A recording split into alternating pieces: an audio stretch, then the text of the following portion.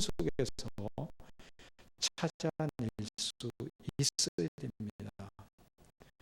본문의 이야기는 간단하게 말씀드리면 이렇죠. 초막절 기간에 예수님께서 자신이 생수요 빛이심을 이야기하자 그 모여들었던 군중들은 예수님의 이야기를 알아듣지 못하고 오히려 반발하며 예수님을 죽이려고 돌까지 집어들었습니다.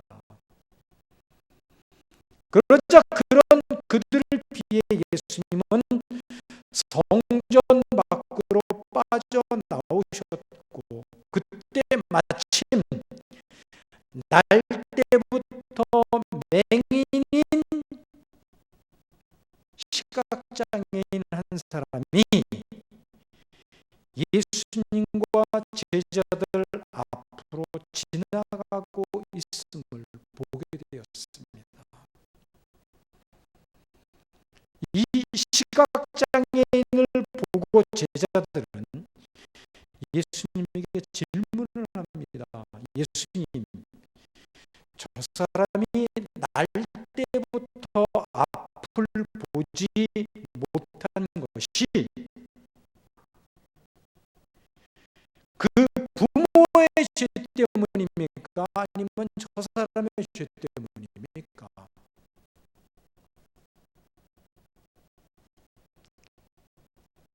그러자 예수님은 저 사람이 맹인이 된 것은 저 사람의 죄도 그 부모의 죄도 아닌 하나님이 그를 통해서 하시고자 하시는 일을 나타내기 위함이다.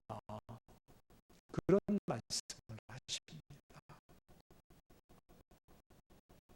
이 말씀을 하신 뒤에 예수님은 그의 눈에 침을 뱉어서 진흙을 이겨 그 진흙을 바른 다음 실로암 연못에 가서 씻으라고 말씀을 하지요. 그리고 그 말씀대로 행했더니 날 때부터 맹인된 사람에게는 놀라운 일이 일어났습니다. 태어날 때부터 보지 못했던 이 사람의 눈이 떠져서 두 눈이 떠져서 보게끔 되어진 거예요.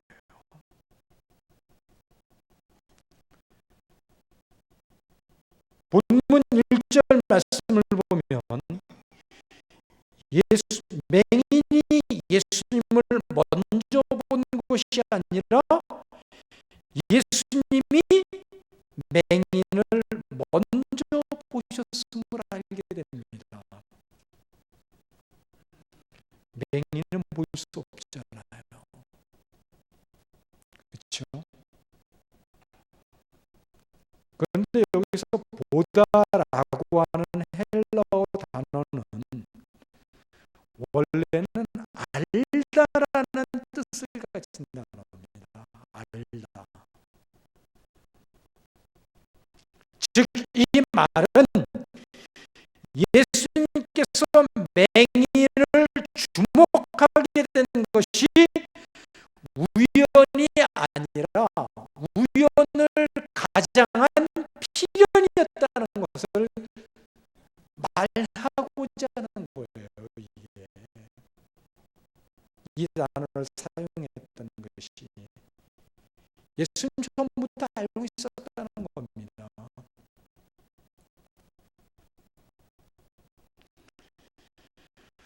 분명히 본문에서 등장하는 맹인은 예수님께서 고쳐주셨던 바디메오처럼 예수님에 대한 소문을 듣고 예수님께 고쳐달라고 외치거나 예수님의 이름을 부른 적이 없었어요. 우리는 이 사실에서 오늘도 죄인들을 향한 한없는 사랑과 자비와 긍휼의 마음을 가지고 무조건적으로 찾아오시는 하나님의 사랑의 손길을 경험하게 되고 고백할 수 있게 됩니다. 우리가 아직 죄인 되었을 때, 로마서 5장 8절 말씀이죠. 우리가 아직 죄인 되었을 때에 그리스도께서 우리를 위하여 죽으심으로 하나님께서 우리에 대한 자기의 사랑을 확증하셨느니라.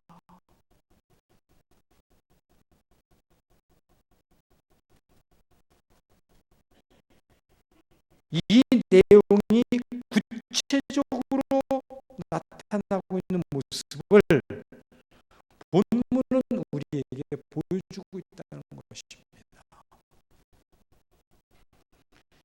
예수님은 지금 날 때부터 시각장애인이었던 이 한 사람을 주목하심으로써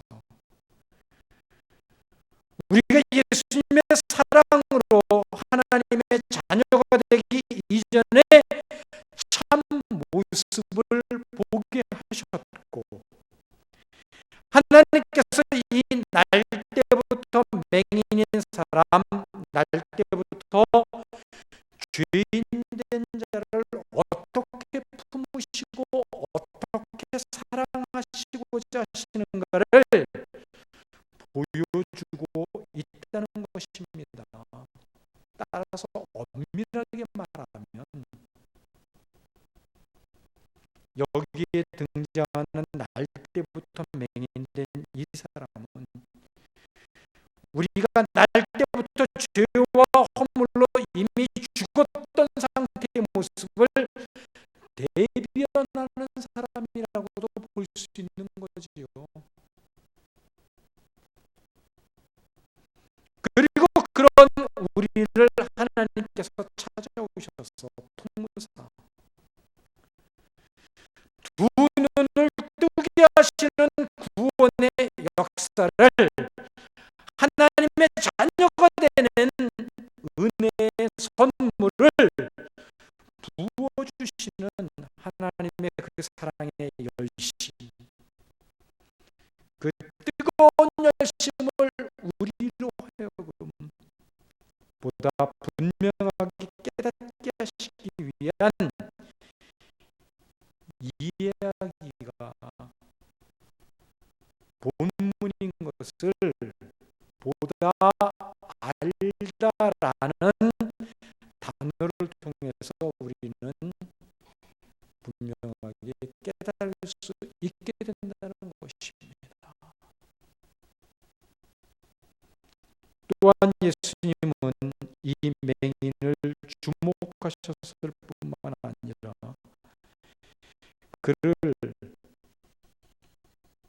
어떤 조건도 요구하지 않으시고 대가도 받지 않으시고 그냥 그를 불쌍히 여김으로 치유하심으로써 예수님이 장차 자신이 하실 일이 어떤 것임을 분명히 하고 계심도 우리가 본문에서 찾아볼 수 있는 부분입니다. 본문 2절 말씀을 보시면 제자들이 예수님에게 질문을 합니다. 예수님 당시의 유대인들은 우리의 인생사에서 밀어닥치는 수많은 고난들, 불행들, 질병들과 같은 어려움들을 죄에 대한 결과라고, 그래서 하나님이 심판을 하시고 징계를 내리신 결과라고 생각을 하고 있었습니다. 사실 이게 성경의 사상은 아니에요. 이렇게 그들이 갖게 되어진 사상의 배경에는 그 당시에 이 팔레스타인 지역은 물론이고 유럽 전체를 지배하고 있었던 영지주의 사상이 거기에 개입되어져 있습니다. 그들도 모르는 사이에 그 영지주의적인 사상과 그 유대 신앙인이 믹서가 돼서 그들도 모르는 사이에 받아들인 거예요. 그런데 어쨌든 간에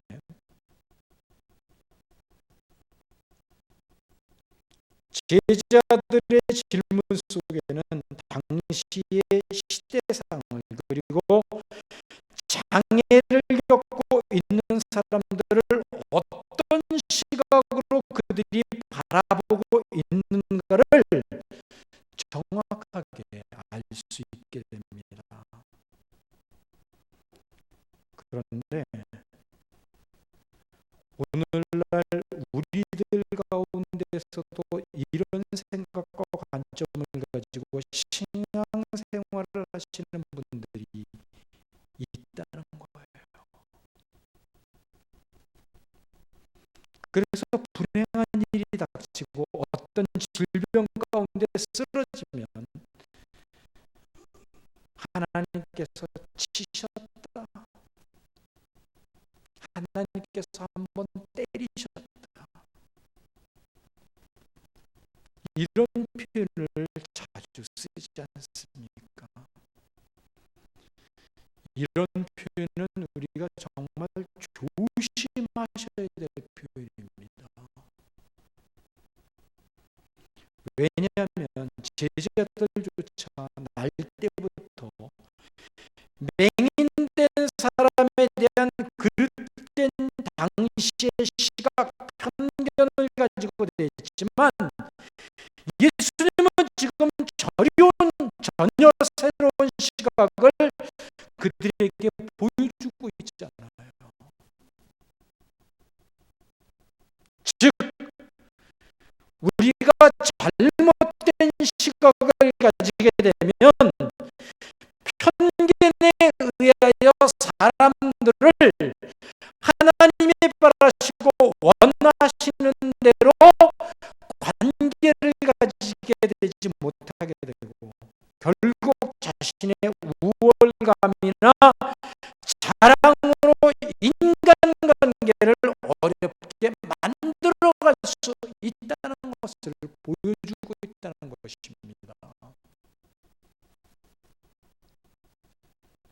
우리는 그리스도 안에서 한 지체로 한 몸을 이룬 사람들이지 않습니까? 그런데 우리가 서로에 대한 편견을 가지고 서로를 대한다면 그 몸이 어떻게 온전하게 성할 수 있겠어요? 그렇지 않아요? 그러니까 다른 그리스도인들은 다 차지하고라도 이 자리에 앉아 계신 여러분들을 바라볼 때 우리 공동체 안에서 서로가 서로에 대한 편견을 가지고 서로를 바라본다면 그 몸이 어떻게 건강해질 수 있겠냐는 거예요.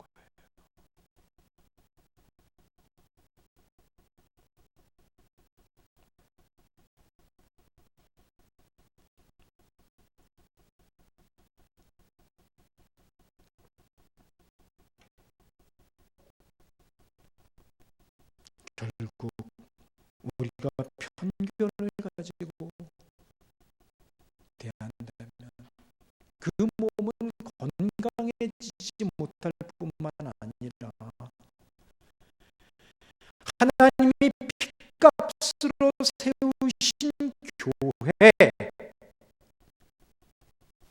또 교회의 머리 대신 예수님을 불편하게 만들 수 있는 결과를 가져오게 된다는 겁니다.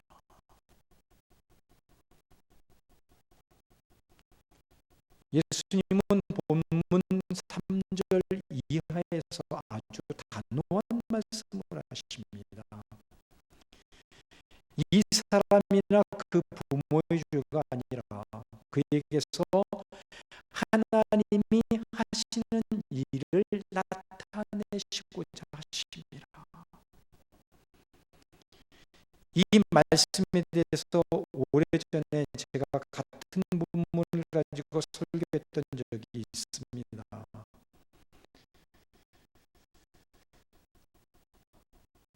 그래서 이 3절 9절에 대한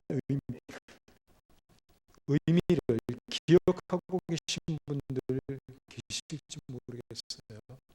계세요? 다 잊어버리셨지요. 그렇죠? 기억하는 속도보다 잃어버리는 속도가 훨씬 빠른 걸 제가 잘 압니다.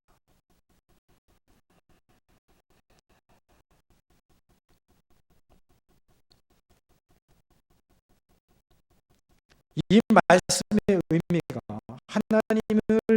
하나님의 일을 위해서 이 사람으로 하여금 장애를 갖고 태어나게 하셨다는 그런 뜻일까요? 이게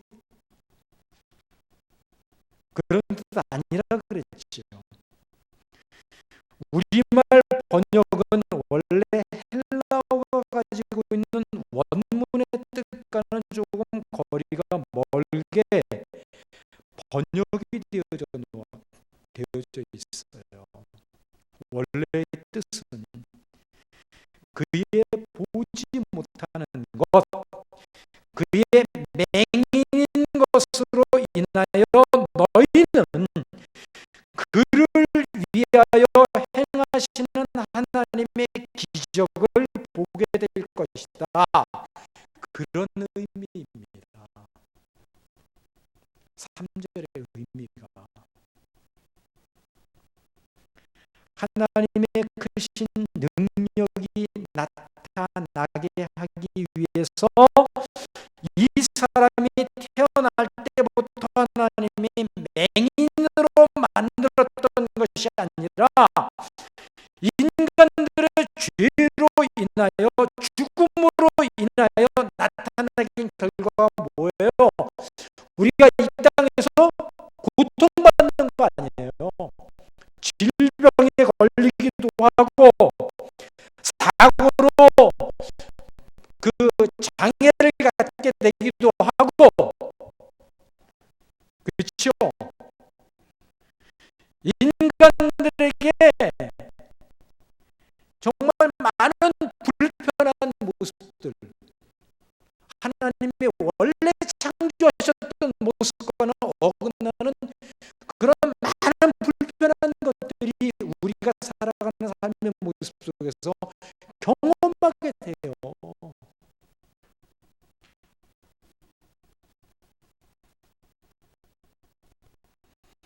그런 인간들에게 죄와 허물로 죽었던, 그리고 그 결과로 고통받는 인간들에게 하나님의 하나님 되심을 드러낸다는 뜻이지, 하나님께서 자기가 영광을 받고 그 영광을 드러내시기 위해서 하나님이 처음부터 그를 맹인으로 태어나게 하셨다는 뜻은 아니라는 겁니다.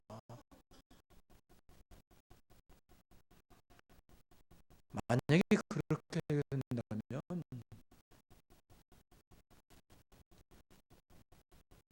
정말 우리가 하나님에 대해서 굉장한 불신을 가질 수 있게 될 겁니다. 그렇지 않겠습니까? 유진 피터스는 더 메시지라는 그 성경을 이렇게 그 원문의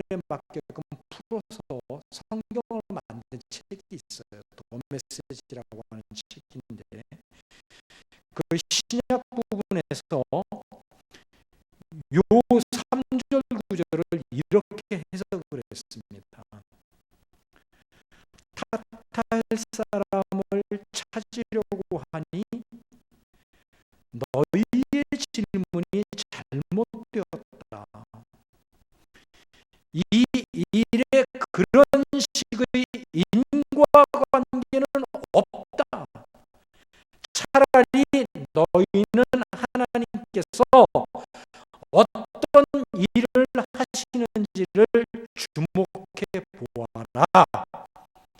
이런 뜻이라는 거예요. 3절 말씀.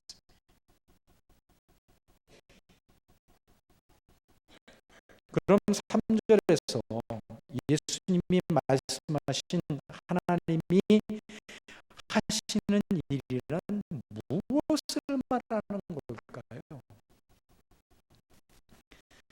날 때부터 맹인된 자를 택하셔서 하나님이 하시고자 하시는 일을 드러내려 하신다는데, 이 맹인을 통해 나타내시려는 그 하나님의 일이 무엇이냐 하는 것입니다. 이사야서 9장 2절 말씀을 보면 흑암에 행하던 백성이 큰 빛을 보고 사망의 그늘진 땅에 거주하였던 자에게 빛이 비추도다 라는 말씀이 나오고요. 이사야 42장 6절과 7절 말씀은 이런 말씀이 있습니다. 나 여호와가 의로 너를 불렀은즉 내가 내 손을 잡아 너를 보호하며 너를 세워 백성의 언약과 이방의 빛이 되게 하리니 내가 눈먼 자들의 눈을 밝히며 갇힌 자를 감옥에서 이끌어내며 흑암에 앉은 자를 감방에서 나오게 하리라. 이 말씀들과 같이 하나님 백성된 자들에게 대한 구원을 바로 날 때부터 소경된 이 사람을 통해서 어떻게 이루어 가시는가를 보여주시고 행하고자 하시는 것이 바로 본문에서 말하고 있는 하나님의 일이라고 하는 것입니다. 따라서 본문은 구원과 아주 밀접한 관련이 있는 이야기라는 거지요. 예수님이 하신 3절 말씀에 이어 4절에서 나를 보내신 하나님의 일을 내가 반드시 해내야 한다는 말씀의 의미도 이 사실을 뒷받침해주고 있습니다. 예수님은 날 때부터 죄와 허물로 죽었던 죄인들을 가슴에 품으셨고 십자가의 죽으심으로 하나님의 자녀가 되는 권세를 이루셨습니다. 이와 같은 예수님의 사역, 하나님께서 예수님을 보내신 일이 가장 큰 사역을 이 맹인을 고치시는 사건을 통해 보여주시고자 하셨다는 것입니다. 단지 우리가 본문을 통해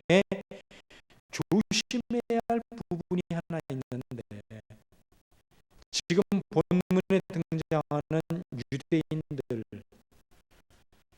그들이 바리새인이라고 하는 이름으로도 나오고 또 다른 종교 지도자들이 있는지 없는지는 알 수 없지만 성경에 대해서 상당한 지식을 가지고 백성들을 지도하는 위치에 있는 그런 사람들이었다는 것을 우리는 알 수 있어요. 그 유대인들, 그 종교 지도자들 격인 유대인들이 하나님의 능력에 의하여 날 때부터 맹인인 사람이 눈을 뜨는 기적을 보았음에도 불구하고 자신들이 생각하고 정해놓은 율법 규정을 어겼다는 이유만으로 자기들은 가축이 물을 먹여야 되겠다라고 생각이 되면 안식일날 일부러 끌고 나가서 물을 먹이는 그런 행동을 합법적으로 열어놓으면서도 평생 동안 어둠에 갇혀서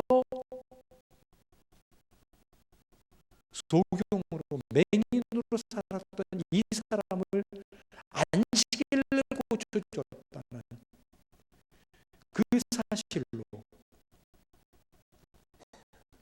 예수님을 비방하고 예수님을 죽이려고 하는 이런 어처구니 없는 일을 보면서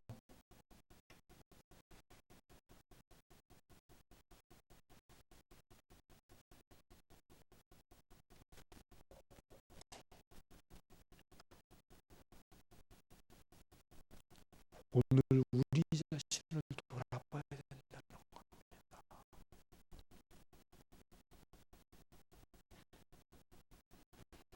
당시 종교 지도자들을 통해서 계속 나타나고 있는 성경에 대한 무지, 신앙에 대한 무지,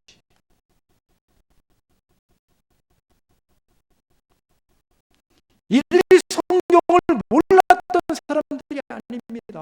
누구보다 더 많이 자세하게 알고 있었던 사람들입니다. 그런 사람들이 시기하는 마음에 사로잡히고 질투하는 마음에 눈이 멀어버리니까 그래서 영적인 눈이 흐려지니까 잘못된 생각과 편견에 의하여 영적인 눈이 흐려지니까 본질보다 형식이나 어떤 틀을 더 앞세우는 안식일에 대한 율법주의에 사로잡혀 영적인 눈이 흐려지니까 자신이 하나님 앞에서 어떤 사람들인지 까맣게 잊어버리고 교만한 나머지 영적인 눈이 흐려지니까 예수님을 죽이려고 하고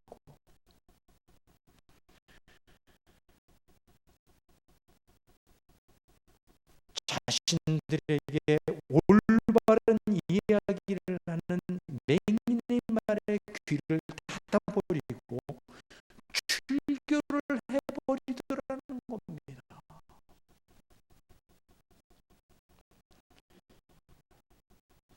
이런 모습이 오늘 우리의 모습이 될 수 있어요.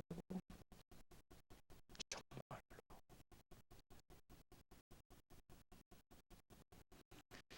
우리 또한 하나님과의 관계가 이루어지지 못하면 내가 배운 성경이, 내가 경험한 신앙이 전부가 되어지기 때문에 이 유대인들이 행했던 모습을 우리가 똑같이 답습하고 반복할 수 있게 된다는 사실을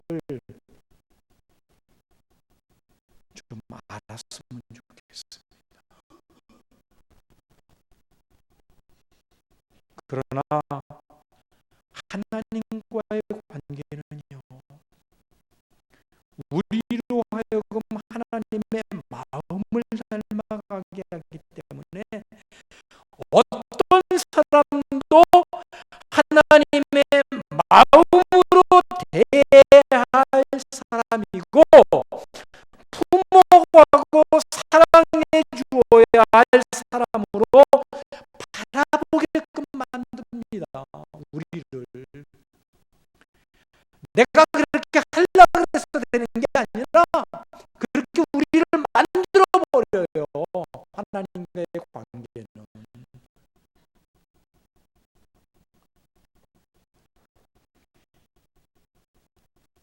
예수님이 본문의 사건에서 맹인을 고치시는 방법은 우리가 복음서에서 쉽게 볼 수 있는 그런 방법이 아니지요.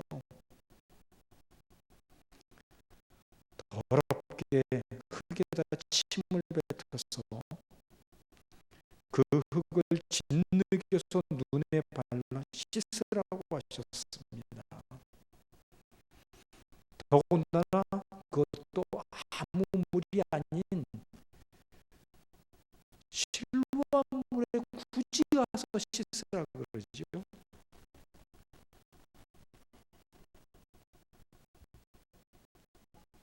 여기에 대한 해석은 제가 좀 생략을 하려고 그래요.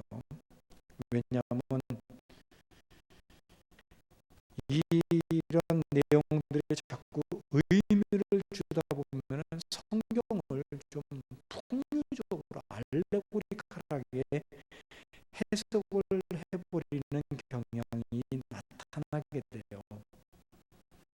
그래서 그런 것들을 좀 배제하기 위해서 여기서는 좀 제가 생략을 하겠습니다. 다만 우리가 여기서 주목해야 할 부분은 4절 말씀입니다. 때가 아직 낮음에 나를 보내신 이의 일을 우리가 하여야 하리라. 밤이 오리니 그때는 아무도 일할 수 없는 일이라고 하는 말씀입니다. 예수님이 하나님께서 의도하시고 계획하셨던 그 일을 이루시고자 가장 낮고 천한 자리도 마다하지 않으시고 내려가셨지요. 그래서 마침내는 유대인들에게 저주의 상징이었던 십자가를 지셨던 것 아닙니까? 예수님께서 낮고 천한 자리로 내려가신 그 길에 대해서는 우리가 이미 알 만큼 알고 있다고 저는 생각을 합니다. 그동안 시간들 속에서 이 사실에 대해서 말씀을 제가 드릴 만큼 드렸다고 제가 생각하기 때문에 그렇습니다. 그리고 이 십자가야말로 죄와 허물로 죽은 우리들을 하나님 앞으로 인도하고 살려내낼 수 있는 유일한 방법이고 길이었지요. 그리고 우리는 그 방법과 길에 의하여 하나님과 관계 안으로 들어가는 사람들이 되었고, 그 관계 속에서 살아가는 사람들이 되었습니다. 그렇습니다. 성경은 이런 사람을 옛사람과 비교가 되어지는 새 사람이라고 말을 하지요. 즉 우리는 이제 모두가 새 사람이 되었다는 것입니다. 그런데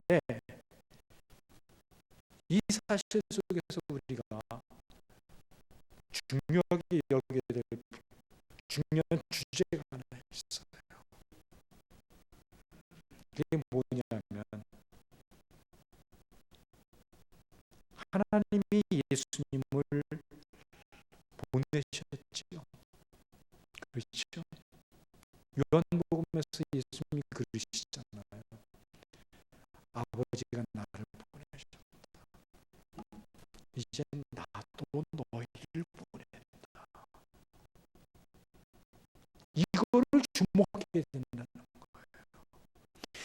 새 사람이 되었다는 것은 예수님으로부터 보내심을 받았다는 사람이 되었다는 겁니다.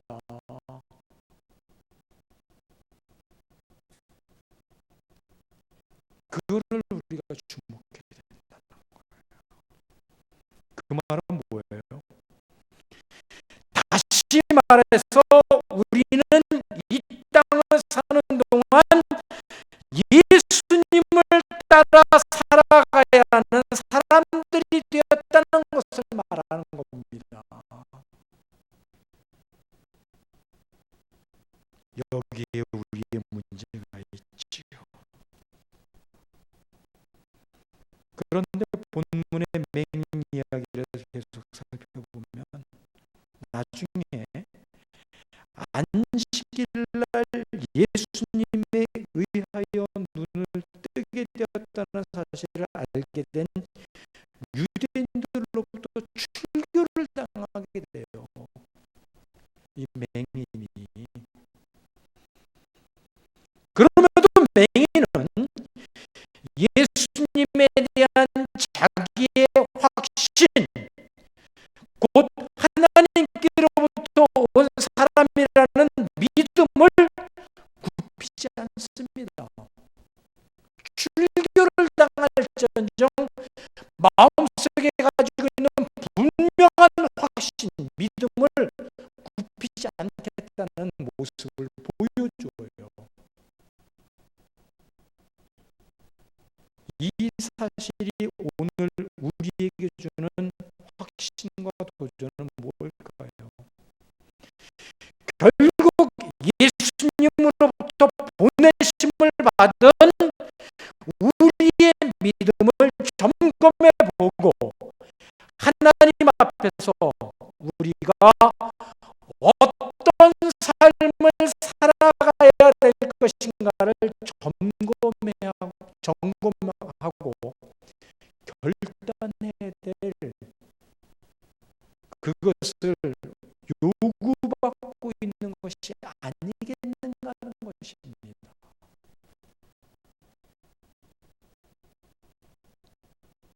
우리가 이 땅에서 주어진 시간들 속에서 하나님 앞에서의 삶, 하나님과의 관계 안에서의 삶에 대해 다시 생각해 보아야만 한다는 것입니다.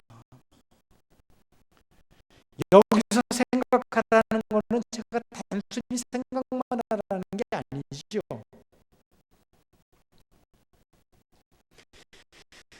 자신의 신앙에 대한 어떤 부족한 부분이 있는지 돌아보고 그 부족한 부분을 하나님과의 관계 속에서 하나님으로 채워가라는 겁니다. 오늘 저는 이 말씀을 통해 날 때부터 맹인이었던 자가 보여줬던 모습처럼 순교를 각오해야 된다든가 어떤 상황 속에서도 자신이 믿음대로 출교할 각오를 믿음의 결단을 지켜내야 한다는 것 따위의 신앙의 결단을 요구하지는 않겠습니다.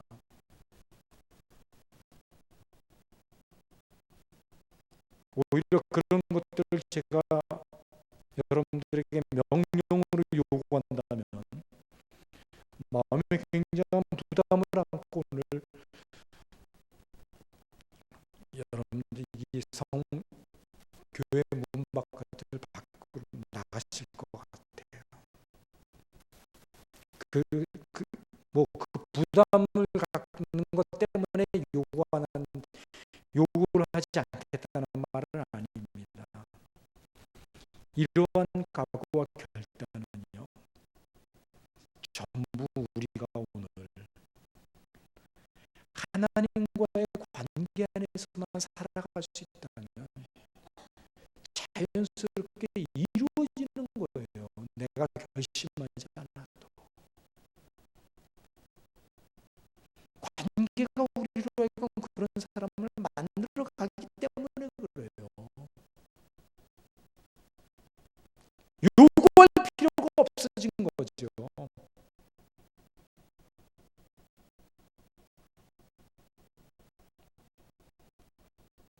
그래서 제가 여러분들에게 한 가지 원한다면 저는 무엇보다도 한 주간의 삶 속에서 하나님과의 관계로 말미암는 하나님이 어떤 분이신가를 경험해 갈 수 있는 모습이 있기를 위해서 사모하고 간구할 것을 말씀드리고 싶어요.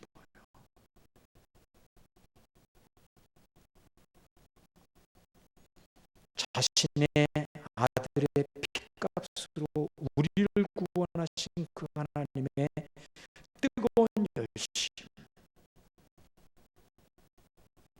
그 열심이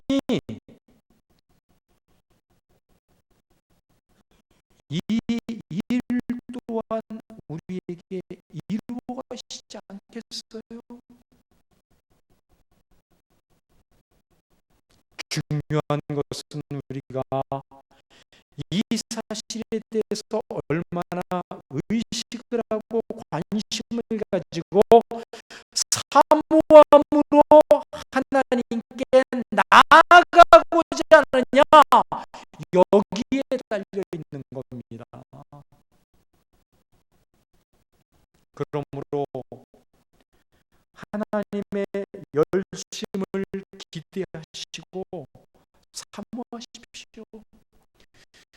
여러분들 각자 한 사람 한 사람을 향해서 하나님의 특별한 목적을 갖고 계시고 그 목적을 이루기 위한 열심으로 여러분들을 바라보고 여러분들을 인도해 가고 계시다는 거기에 주목하시라는 거예요.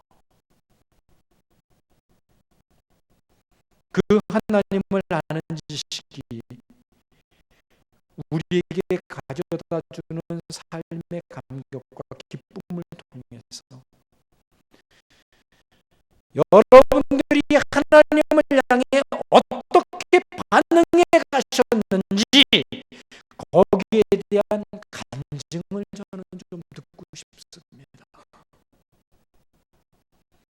그 간증이 여러분들 한 분 한 분 모두의 진실한 신앙의 고백으로 하나님과 우리 영광 공동체 안에서 고백되어지기를 주님의